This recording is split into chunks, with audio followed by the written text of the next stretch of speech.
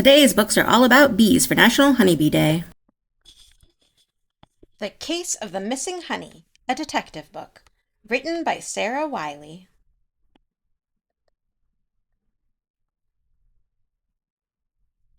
Pip was hungry for his favorite snack, honey, so off to the store he went with Mama and a rumbling tummy. They looked high and low and all around town, but it was out of stock and it could not be found. Where did all the honey go? Pip asked with a sigh, but the grocer did not know, and so they said goodbye. When Pip came home, he was a tired cub from the store. His big bear den was the perfect spot to snore. After Pip's nap, it was time for adventure, so he set off to the woods to find his friends in search of the missing honey answer. He stopped to see Snail sitting alone on a stump. "Can you make honey?" asked Pip with hope. Snail said, "Sorry, no, but if you need a forest guide, I can show you where to go." Pip was asked to play with Fox and her red ball, but when he asked if she could make honey, she was no help at all. "Hi, Frog's mom!" yelled Pip as he passed her in the woods. She rushed to mail a letter while he ran by to go ask Frog. "Can you make honey?" he asked Frog. Frog only said, "Ribbit, ribbit," so Pip hopped on. He dug for clues and found Squirrel without honey, giving him an acorn. "No thanks," Pip said. "This is yours. Save your snack for later." "Can you make honey?" Pip asked Rabbit. "No," said Rabbit, "but please take my carrot." When he asked Deer if he could make honey, he just rolled over and laughed. "Pip, you are so funny!" Pip just wanted his snack so he would not feel hungry. Next, Pip found Duck and Bird. "My honey is missing. Haven't you heard?" Duck could not make honey, but gave him a fish. "Thanks," Pip said, "but right now honey is my only wish." Bird said she can't make honey and came with a twig, but just then she thought of something big. "Bees make honey!" Buzz, buzz. The land was dry and empty when Pip came to a clearing. Then came an odd, sad sound he was hearing. The bee cried to Pip, "Without flowers we do not have food. We need nectar for our hive to make honey for us and you." Pip tilled the dirt, Rabbit sprinkled the seeds, Snail covered them up, and they waited patiently. Rain and sun helped the seeds grow tall, and the bees helped the buds bloom into flowers for all. The flowers were many colors, purple, white, orange, pink, and yellow. Pip's friends were so happy to help, they all danced in the meadow, with the buzz here and the buzz there. Soon there was honey everywhere. Thanks to their teamwork, planting flowers and saving the hive, Pip had honey again, and the forest was kept alive. The end. And here's some sight words that are in the book and all about the hive to honey process and how we can help save bees. Annabella for Queen Bee by Brianna, Jade.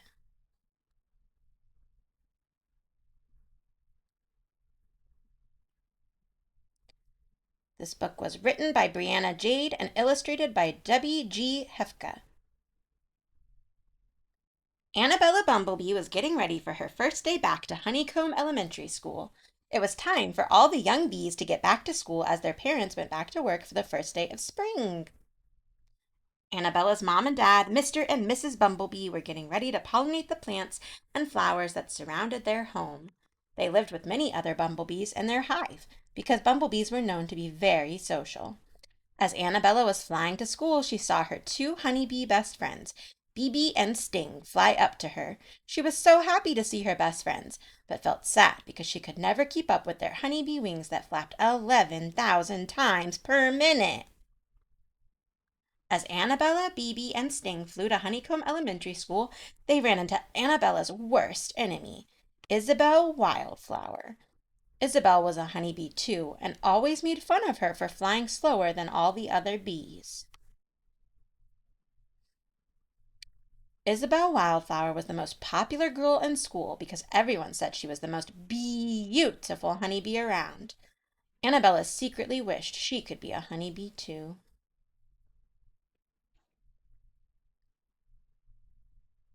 At school, their teacher, Mrs. Buzzer, announced the Queen Bee Games would be coming back next Friday. Every spring, the bee who won the most games was chosen to be the queen bee that spring.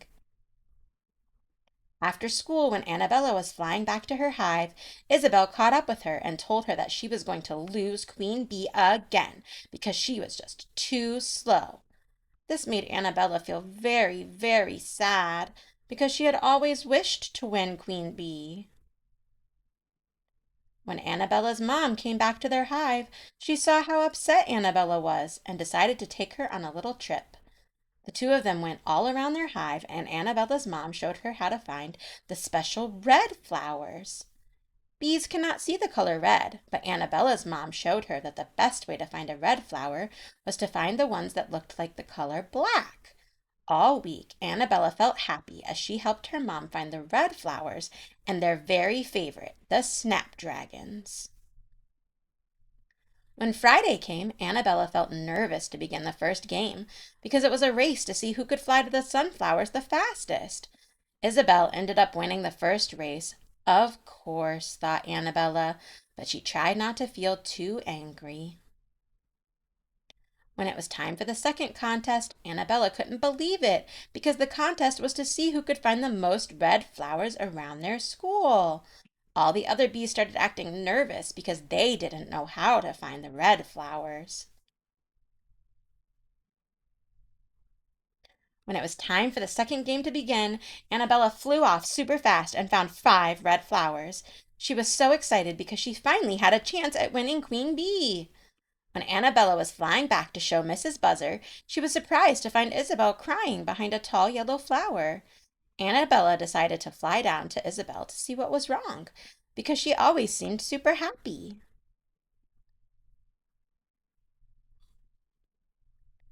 Isabel told Annabella that her parents told her she had to win Queen Bee, or they would take her out of Honeycomb Elementary. Annabella felt really bad for Isabel because her parents always told her to have fun and not worry about winning. Annabella decided to give Isabel all her red flowers to help her win Queen Bee. Even though Annabella didn't win this time, she still felt good inside her heart. After the Queen Bee games were over, Isabel flew up next to Annabella and talked to her like a real friend. Annabella learned that day to always be nice to everyone because you never know why they are acting badly. The end.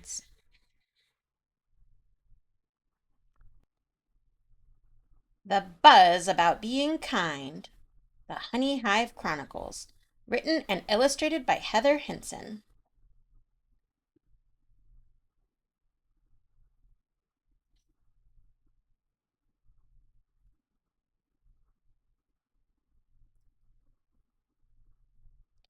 This story includes bully notes, helpful tips for dealing with bullying. These tips appear on pages that follow the story but are not part of the main storyline. You'll find them in gold boxes like this one. You can use these notes to start a discussion about bullying or simply skip them while reading the story. I'll be skipping them while I read the story. But if you are being bullied, please remember you are a wonderful, one-of-a-kind person. Reach out to someone you trust for help. Blossom is excited to start another day's adventure with her best friend Clover. The two friends always meet at their entrance to their hive, which sits near a big oak tree in the beekeeper's yard. But today, Clover is running late, which isn't like her. While she waits, Blossom does a few waggle dances with the other bees to ask where everyone has been finding the best flowers that morning. Waggle, waggle, waggle. The Sunshine Mimosa Flower Field, their waggle dance says. After the waggle dance, she spots Ivy, another bee their age. She asks Ivy if she knows where Clover is. Ivy thinks about seeing Clover earlier and says, "Yeah, I just saw her inside. I don't think she is coming. I can go with you if you want." "Hey, Ivy." Earlier that day. "Ow, why did you push me?" "You're always in the way." "Thanks, but I'm going to go find Clover," replies Blossom. Blossom finds Clover inside the hive cleaning. Clover, I've been waiting for you, Blossom says. I'm not sure if I want to go out today, Clover replies, continuing to clean. Really? You were so excited yesterday, comments Blossom. I know, but I think I'm done going out on adventures, says Clover quietly. No way! You're done? What's really going on, Clover? You know you can talk to me about anything, questions Blossom. Ivy isn't being very nice. She keeps taking all the pollen I bring in and taking credit for it. She says I'm no good at collecting pollen and nectar, and I should just stay in the hive, Clover admits nervously. Earlier. Gosh, Clover, is that all the pollen you got? I'll put your pollen with mine so no one realizes how terrible you are at it. But that's mine, Ivy. Check out these leaves. They move when you touch them. I heard about these. They are sunshine mimosa plants. These plants are so cool. I can't wait to tell everyone. Ivy just made me upset and confused. Why is she being so mean? I'm worried she's going to keep bullying me if I go out. Maybe it would be better to just stay in, says Clover. Clover, I know this is scary, but you are the kindest, bravest, and the best flower-finding bee I know, and you can do hard things. I think you should stand up to her and tell her to leave you alone. We can do it together if you want. I bet Ivy will think twice about messing with you if we are together. You don't have to handle this alone, says Blossom. Okay, Blossom, you're right.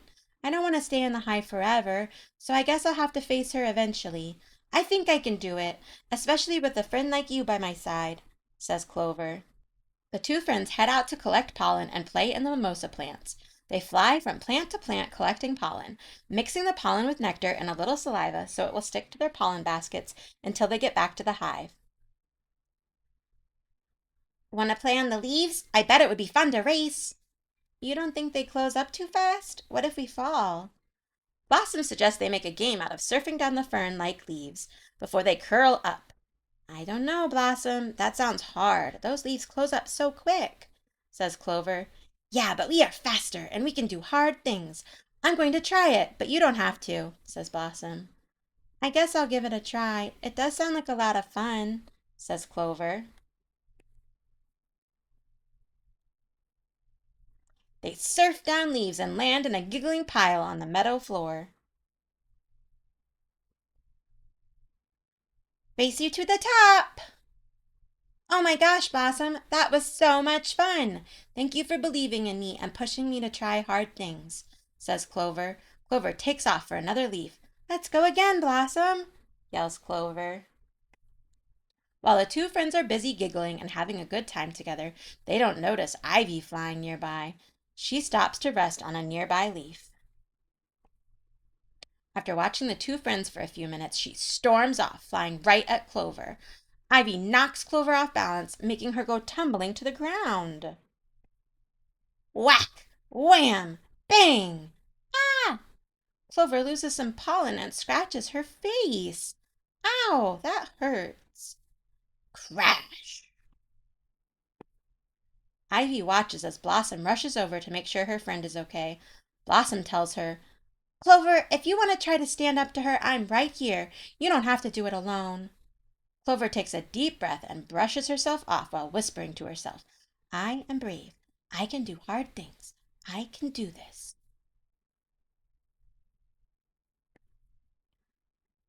Clover asks, Ivy, why are you being so mean?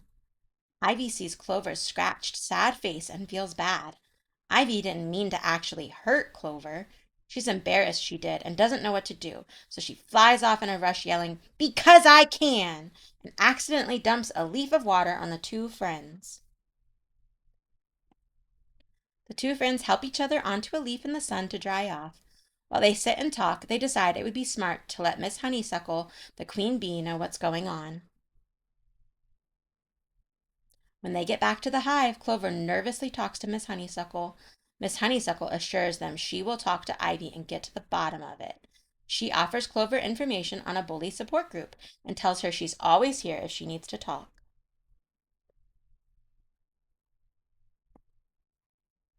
She talks to Ivy kindly but firmly and tells her being mean isn't how we make friends. It's not kind to single someone out and pick on them. Ivy gets help figuring out why she was being mean and realizes she was jealous and struggling to make friends. Why don't we work together to find a better way to make friends? I didn't mean to hurt her. I just wanted them to notice me and be my friends. On the way back out of the hive, Ivy is lost in thought about the talk with Miss Honeysuckle. She trips and falls over a hive beetle the guards are chasing off. Some of the older bees start laughing and making fun of her.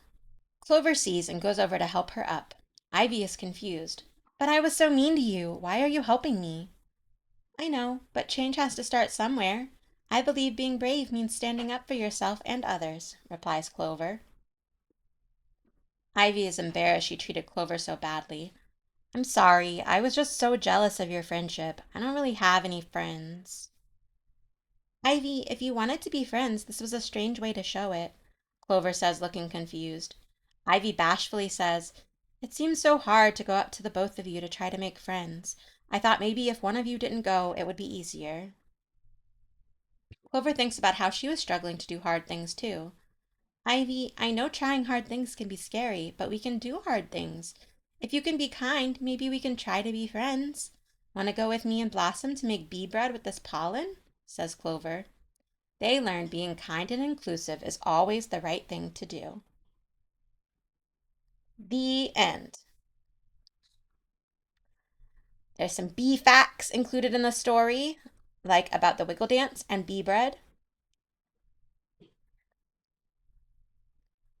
There's some more bee facts, a glossary, and cute little bees.